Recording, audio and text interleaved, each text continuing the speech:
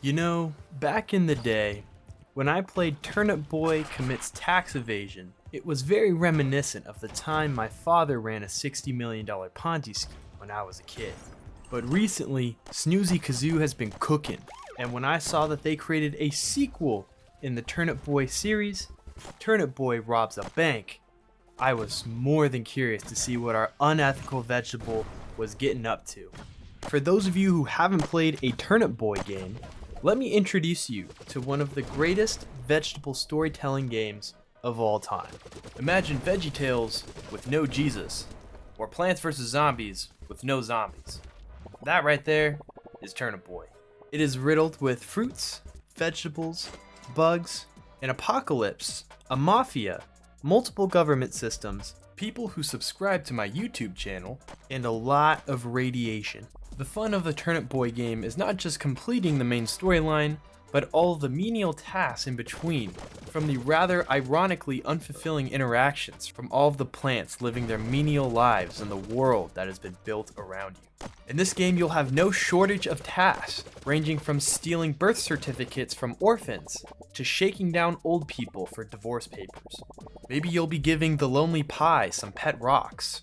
Or maybe you'll be giving someone's dead grandma her favorite movie. A lot of the objectives in this game you just don't ask questions for. Easy tasks like taking pictures I find often to be the hardest ones to complete, while doing something like resurrecting the dead or killing a god is ironically one of the easiest things to do in the game. There are also some key differences in gameplays between the two Turnip Boy games. Picking apart Turnip Boy games for their core game mechanics is like picking apart corn for the plot. Is the plumber gonna fix the sink? I don't know. Let's find out. That's not really why you're playing the game, but good to know nevertheless. In Turnip Boy Robs a Bank, you have a lot more roguelite elements. You have their definitive boss battles you need to complete in order to progress stage to stage, in a map that's much more set out like a roguelite than a Adventure RPG.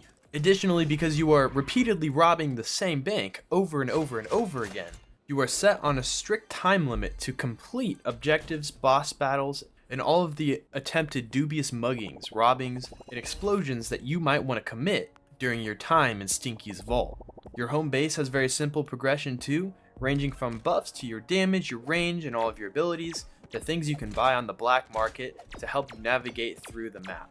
One part I really enjoyed about this game was how all of the characters returned into what felt like a very similar world that had just changed over time because of your actions. Who knew committing tax evasion had so many consequences? In this game, different sides were picked, and some of your friends are your enemies, and some of your enemies might have become your friends. All to say, in this twist of irony, although I didn't fully complete the game, I got to the last level, and I can accurately say that there's a very good chance that you end up flipping the world upside down one more time.